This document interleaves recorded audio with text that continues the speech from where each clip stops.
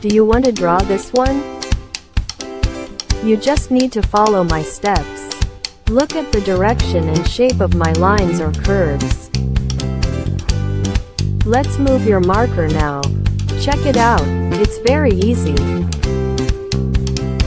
Just make lines like this.